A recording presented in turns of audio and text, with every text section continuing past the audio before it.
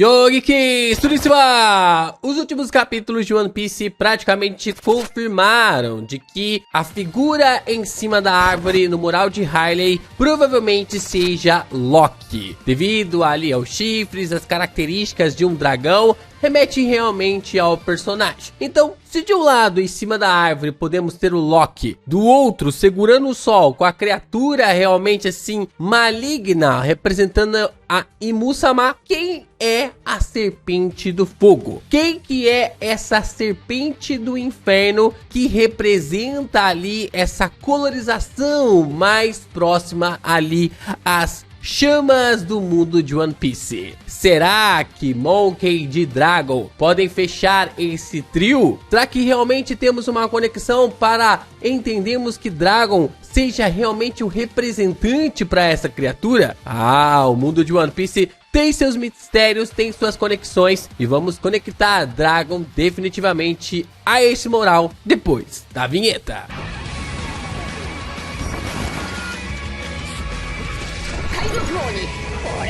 Finalmente, Loki e Luffy estão prontos para a batalha. Loki chegando de uma forma épica para lutar contra Imu-sama e os Cavaleiros de Deus. Nós também temos a chegada do Luffy de forma desproporcional. Os dois personagens chegaram botando o zaralho ali em Elbaf. O Loki sendo essa criatura gigantesca, enorme, alguém realmente assim que não dá nem pra mensurar o tamanho ainda, porque até mesmo numa spread page, num double page, né, uma full spread, o Oda não conseguiu nem desenhar a criatura total no seu potencial de tamanho. Então, de fato, nós temos ali o Loki nessa apresentação. Do outro, nós temos o Luffy também fazendo com que toda a estrutura de Elbaf seja afetada, seja alterada, o mundo do sol se tornando em completa borracha. Então, de fato, nós temos aqui esse acréscimo de poderes e de habilidades. Isso é algo que se solidifica ainda mais através dos poderes e também de todo esse frenesi em volta ali do dragão do Loki. Essa figura realmente que estava sendo alimentado por Eiichiro Oda pelo menos há alguns capítulos. Da mesma forma como a gente trouxe alguns detalhes e pontos de vista sobre os Horcruxes aqui atrás, referenciando ali essa ligação de Harry Potter com One Piece. E logo nessa capa, logo nessa visão, temos o que? Um dragão ocidental na cor roxa e na tonalidade rosada. Lembrando muito, mas muito o Loki. O que foi como eu falei na introdução desse vídeo, de que aparenta bastante aqui da figura para que o Loki seja mesmo o dragão no meio da página no mural de Hylia. Meus amigos, nós temos muitas coisas para discutir e apontar sobre essa ligação do Dragon com essa serpente, e mais ideias acabaram vindo aí através dos últimos capítulos. E eu sei que você já tá curioso, então, sendo bom curioso, já deixou o seu like, se inscreveu aqui no canal, compartilhou os nossos conteúdos por aí. Nós estamos com nossas 2 metas de inscrição até abril, chegar a nossa marca de 170 mil inscritos, e também aqui até o final do ano chegarmos a nossa marca de 200 mil inscritos. Então se inscreva, continua a ajudar aí o canal do Geek Brasil. Você ainda pode se tornar membro do canal, mandar o seu valeu, mandar o seu hypar. Tem muita coisa pra gente discutir, conversar sobre One Piece, e a galera que chega, dá um passo a mais para fazer parte aqui da nossa tripulação, acaba ajudando a gente a trazer ainda mais conteúdos e contextos envolvendo a trama de One Piece. Como eu falei pra vocês, o mural de One Piece, ele representa pra nós 3 conceitos e tem 3 criaturas que estão meio que se destacando neste mural. A gente pode observar que da esquerda para a direita temos algumas características interessantes. A primeira dessa característica é Imu-sama, a representação da criatura que está com o sol, com a figura ali do sol na forma de estar sob o controle. Hoje nós sabemos que Imu-sama está carregando ali essa chama, sendo realmente ali essa conexão com essa chama através da Mother Flame, essa tecnologia que foi gerada ali durante o século perdido ou desde antes do século perdido, mas que entre o segundo mundo e o terceiro mundo, de acordo ali com as inscrições no mural de Hylian, essa chama foi apagada. E como podemos entender, a chama da Mother Flame ela é suficiente para alimentar uma arma ancestral. A chama da Mother Flame, pelo que aparenta,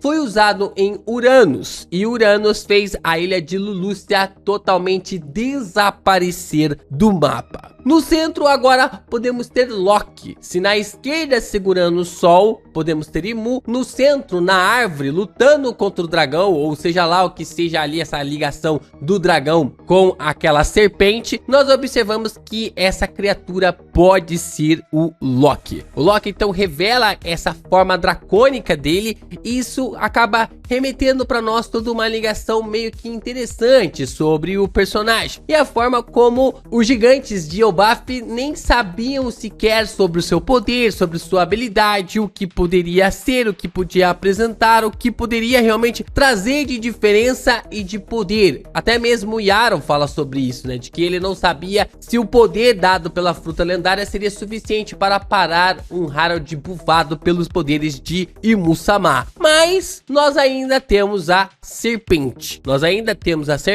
Pelo que tudo aponta, a serpente está lutando contra esse dragão que está ali na árvore, e ali podemos ver que temos um cruzamento de divindades. Eu acredito que essa criatura sendo levada ali pelo elefante que aparenta ser o Zunisha seja Imu-sama. Loki está aqui e nós teríamos então a serpente. Muito se aponta para que a serpente seja realmente a Redline. Nós sabemos que a Redline passou a existir apenas há 1500 anos no mundo de One Piece, devido à contagem dos anos atuais. Mas o que levou a sua construção? O que levou realmente a Redline surgir no mundo de One Piece? Será que foi uma alteração rochosa? Será que a serpente do mundo é uma figuração? A serpente do fogo é um sentido figurado para falar sobre a Redline e a maneira como a Redline acaba impedindo a liberdade ali dos personagens? O que será realmente que tem essa representação? Mas se a gente for levar em consideração os 3 deuses apresentados em Skypiea, não os 4, mas os 3 deuses do presente de Skypiea, a gente pode ter uma resposta sobre a conexão da serpente do mundo com Dragon.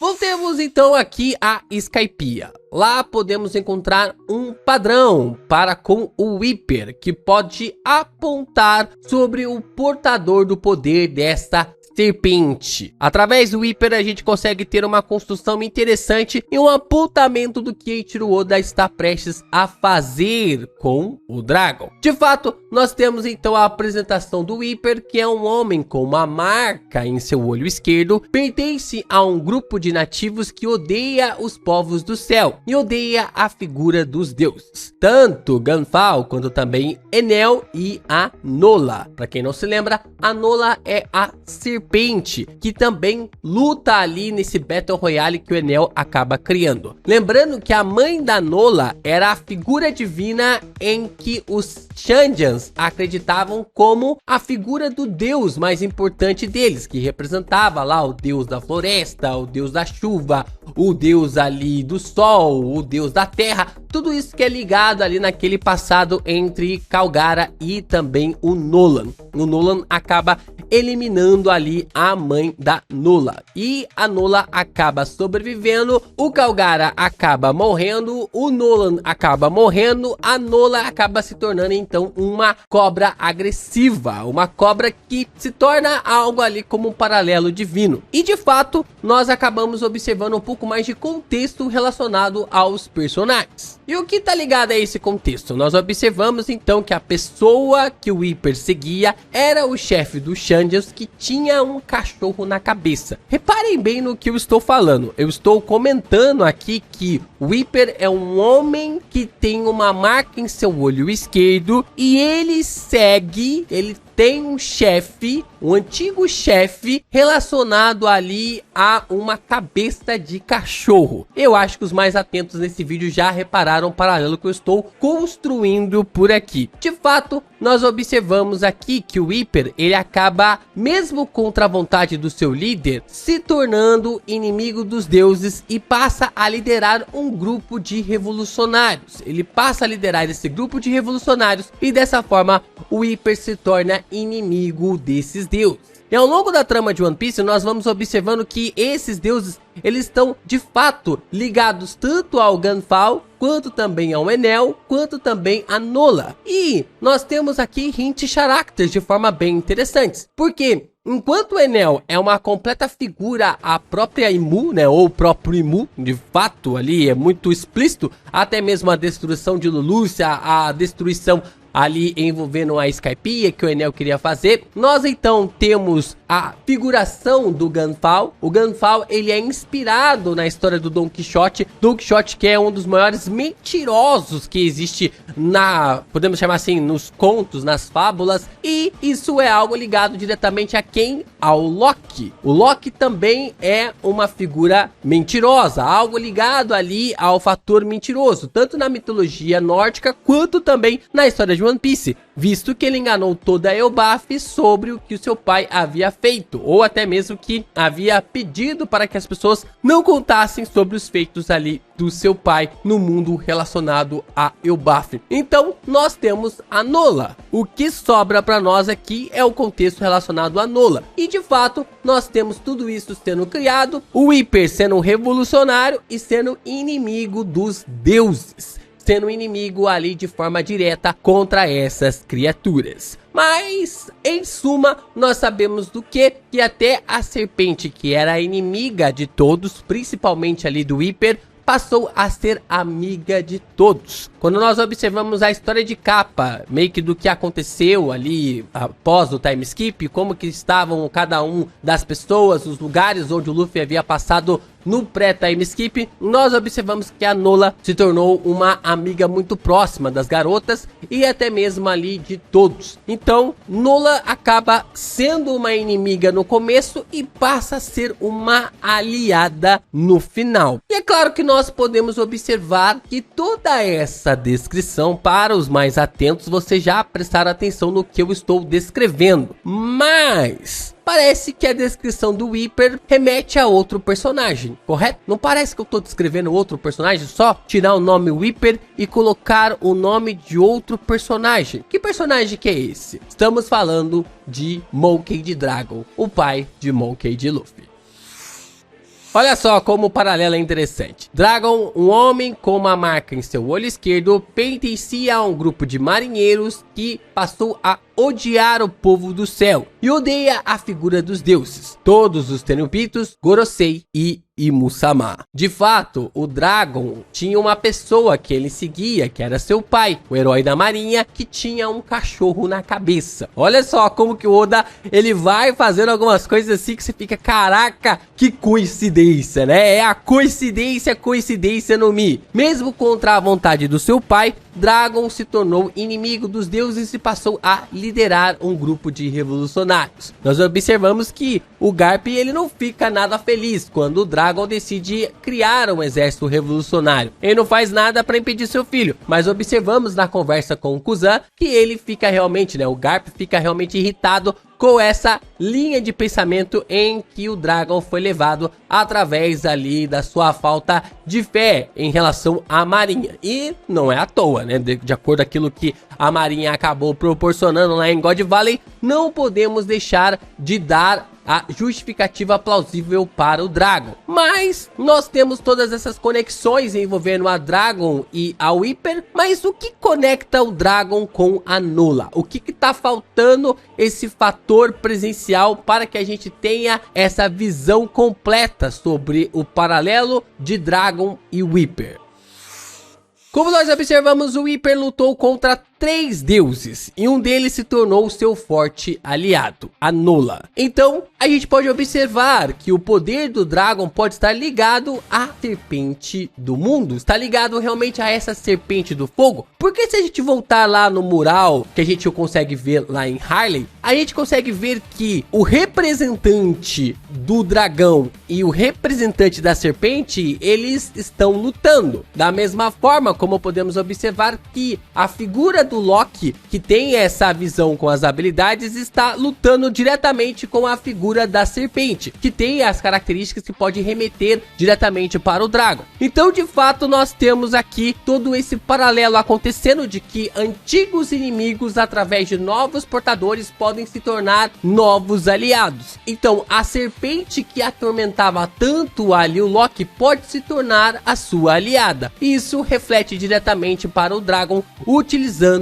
essa habilidade, usando os poderes da serpente. Isso é algo que meio que falta um pouco em One Piece até então, porque normalmente as figuras relacionadas a heróis do passado refletem diretamente para heróis do futuro ou heróis da história presente. Mas e se a gente observar que antigos aliados passaram a ser inimigos de Musama? Como no caso, a gente tem a ideia de que a serpente do fogo uniu forças com a terra, com o deus da terra, para realmente impedir das pessoas tocarem o sol. E isso fez com que tudo essa desgraça em One Piece fosse gerado. E além disso tudo, o Dragon ainda possui essas marcas misteriosas que nós não sabemos do que se trata. Em todas as evidências envolvendo aqui o Dragon, nós observamos que desde a época ali como o exército revolucionário, como um marinheiro, o Dragon vem carregando essas marcas, sejam através ali de uma bandana, seja através ali